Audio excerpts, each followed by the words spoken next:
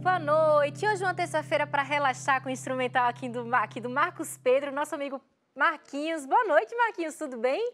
Boa noite, Lu, Marquinhos, tudo uma bem? pena o Chapolin não estar aqui hoje, porque ele ia Poxa curtir vida, é demais esse verdade. som, viu? Com certeza ele iria gostar muito. Marquinhos, conta pra gente, desde quantos anos você toca? Eu comecei no violão com 10 anos, mas desde sempre a minha mãe me dava uma violinha de plástico, né, para eu ficar brincando. Mas eu comecei a estudar mesmo com 10 anos. Aos 15, meu irmão comprou uma guitarra que foi arrebatada por mim, que ele saía para fazer Senai, né, fazer os cursos, e eu ficava em casa estudando e comecei a ver a música com outros olhos, né? E até que eu decidi que eu queria ser músico mesmo, profissionalmente, trabalhar com música. Que Deus abençoe Amém. seu dom, viu? E seu ministério com a música. Amém. E o Marquinhos está sempre aqui com a gente, faz parte da família Conexão. Boa noite para você que está em casa, mais uma vez com a gente aqui. Ontem nós recebemos o professor Naor, falamos sobre o criacionismo no meio acadêmico e hoje vamos dar continuidade na temática, mas vamos falar sobre o criacionismo na mídia. Daqui a pouquinho eu vou apresentar para você o nosso entrevistado especial da noite, mas antes tem alguns recados especiais.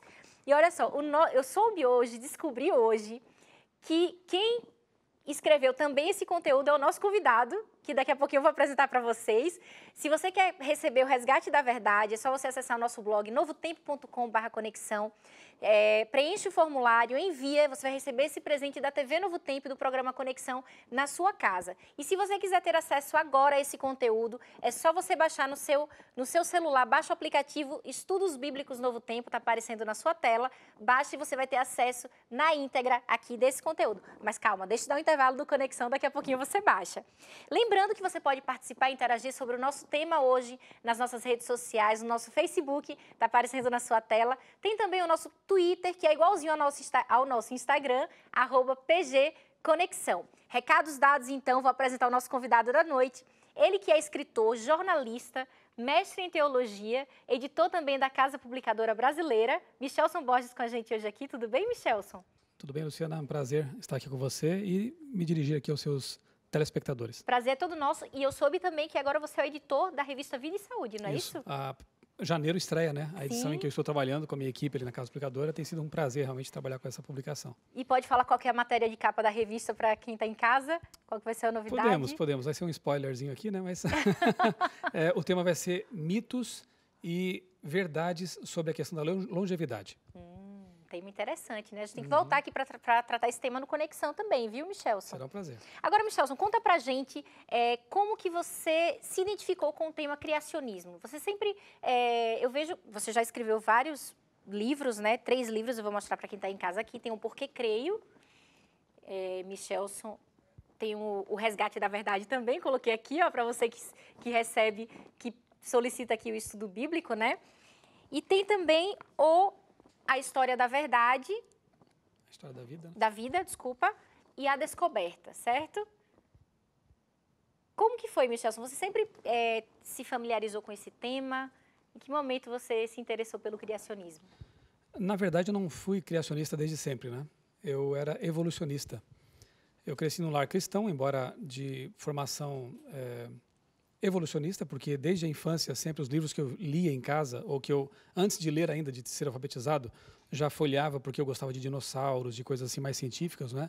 Eram livros de cunho evolucionista. Especialmente uma coleção do meu pai que chama Ciência Ilustrada. É um clássico, né? Uma enciclopédia.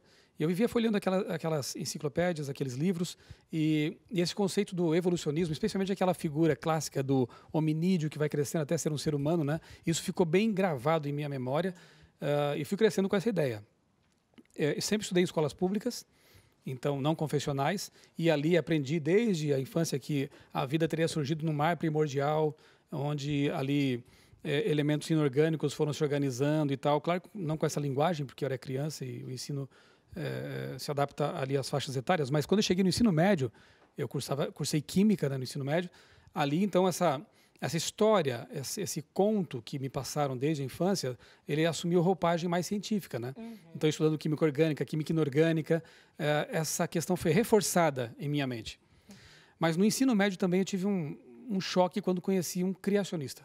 Primeira vez eu conheci uma criatura com esse nome, conheci essa palavra também, porque eu nunca tinha imaginado até então que o evolucionismo ou darwinismo pudesse ser questionado em bases científicas, de forma séria, não é? E esse jovem que eu conheci no ensino médio, também estudante de química, né, colega de classe, começou a me questionar e me desafiar a fornecer respostas, a estudar com ele alguns outros conteúdos, a abrir a mente. Eu fiquei, Luciana, indignado por um lado, mas contente por outro. Indignado porque eu percebi que minha educação tinha sido unilateral. Haviam me privado de conhecer, digamos, um outro lado da moeda, uma possibilidade, uma outra cosmovisão, né? Mas feliz também porque naquele momento eu consegui unir coerentemente duas facetas, duas áreas que sempre me apaixonaram. Uma, a ciência, e outra, a teologia, a religião. Porque, embora eu não fosse, como eu disse, né, um criacionista, nem um adventista naquele momento, até os 19 anos, eu nasci num lar cristão e era evolucionista. Mas isso não se harmonizava tão bem. Eu sempre tive questionamentos, né, e nessa fase da adolescência eles se aprofundaram muito. Eu cheguei a beirar talvez o ceticismo em algum momento da minha vida, não é?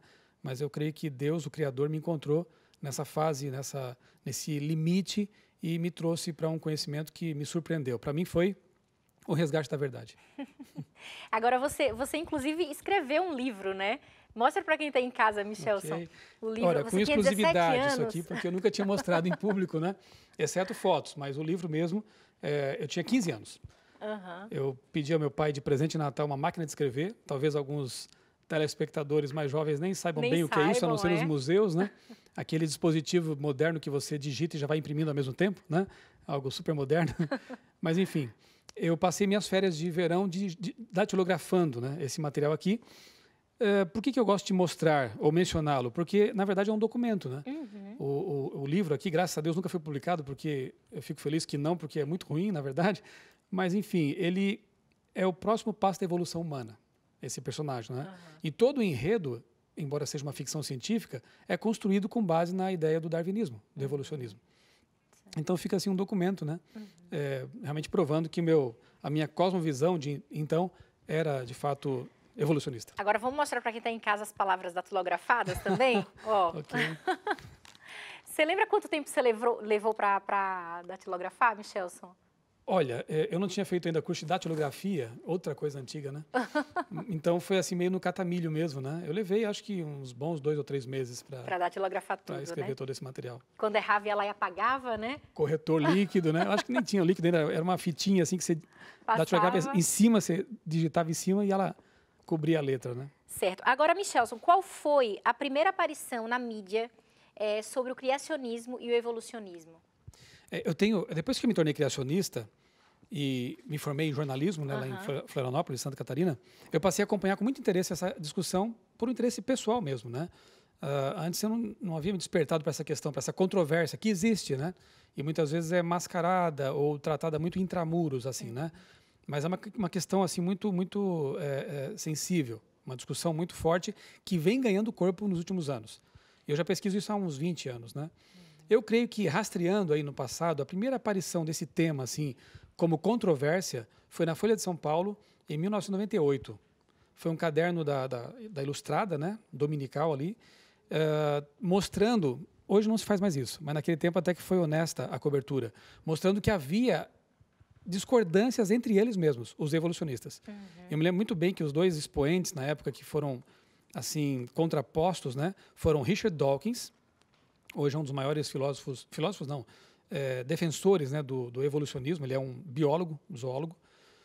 E o outro era Stephen Gould. Esse já é falecido. Então, o Dawkins, depois que Gould faleceu, despontou como uma das maiores autoridades, digamos assim, em ateísmo e evolucionismo, embora não seja nenhuma nem outra coisa. Os filósofos sabem que ele é meio fraco nessa questão e os evolucionistas, os biólogos, não é? Tem sérias restrições a ele também. Mas como ele é pop, escreve muito, ele acaba sendo famoso aí. Naquela ocasião, a Folha contrapôs o pensamento deles, revelando que entre eles também há muitas discordâncias, sérias discordâncias. E de lá para cá, aí eu pude acompanhar na Galileu, na Super Interessante, nas revistas semanais, não é? De quando em quando algum tipo de matéria tratando do tema. Em 2002, foi a primeira vez que eu saiba que uma revista científica nacional popular publicou na capa o tema criacionismo, em tons muito negativos.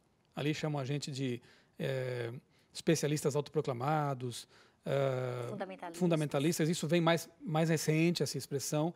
De todas elas, é a mais perigosa.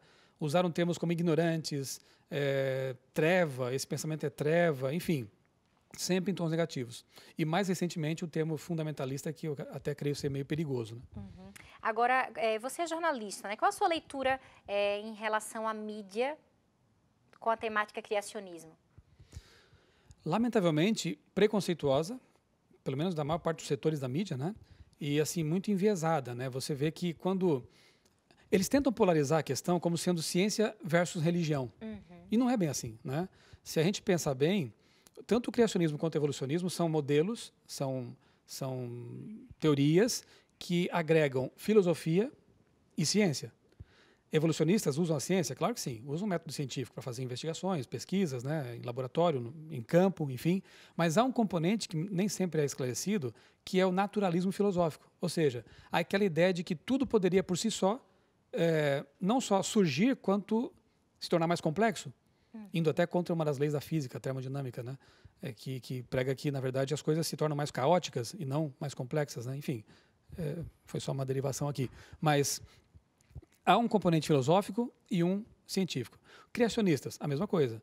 Os criacionistas, os pesquisadores também usam a ciência, lógico. Usam o método científico, né, que é uma ferramenta tremenda, muito boa. Uhum. Né? Mas há um componente teológico. No caso dos criacionistas bíblicos, a filosofia que rege, né, a sua forma de pensar é a judaico-cristã, ou seja, a Bíblia Sagrada. Uhum.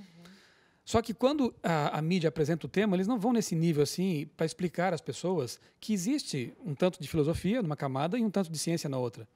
Que no campo da ciência experimental poderia até haver muita convergência, muita concordância, mas as discordâncias maiores estão no campo das ciências históricas, daquilo que não é possível de experimentar, de comprovar de forma empírica, né, como se diz. Só que, infelizmente, isso não é esclarecido. Né? Só que a questão também é assim, né? Quando você cria um clima de controvérsia, isso vem de jornal. Então, é muito interessante você apresentar como ciências versus religião, quando não é. Né?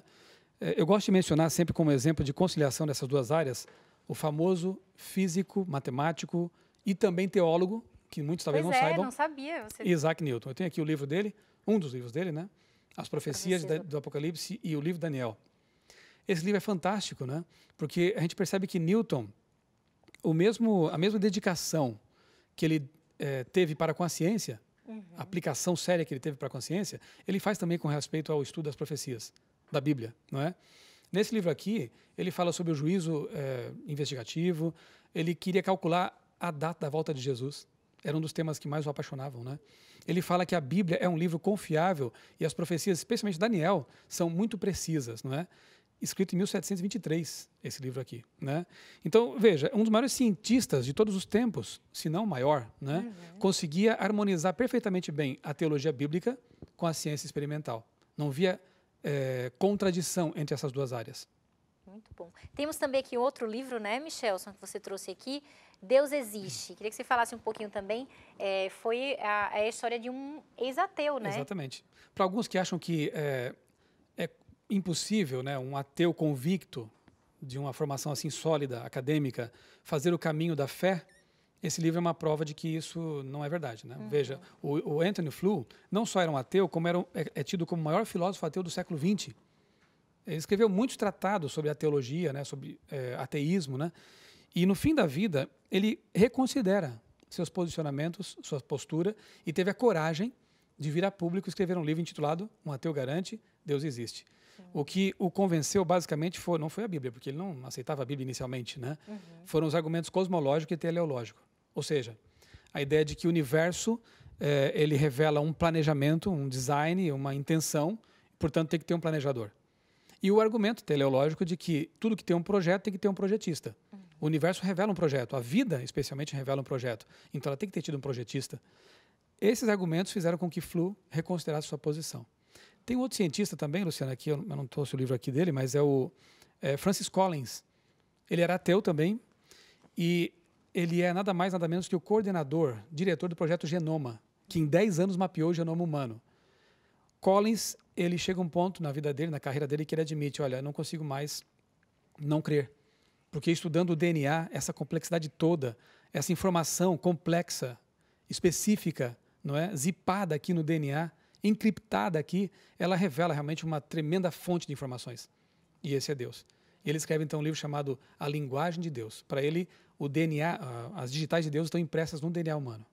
Muito bom, já estamos falando sobre criacionismo e mídia com Michelson Borges. Inclusive, Michelson não veio hoje no Novo Tempo aqui sozinho, veio com toda a sua família, né, Michelson? Quero mandar um beijo para minha esposa que está ali assistindo, minha filha também está aqui, né, nos estúdios. Tá ali, ó, a Marcela, a Giovana está lá do outro lado e o Micael também, que foi prudente não trazê-lo aqui, porque ele ia estar pulando aqui no estúdio agora, no cenário. Um abraço para o Micael e para a família do Michelson que está aqui hoje com a gente na TV Novo Tempo. Vamos para um rápido intervalo, daqui a pouco tem mais música com Marquinhos e Michelson. Até já!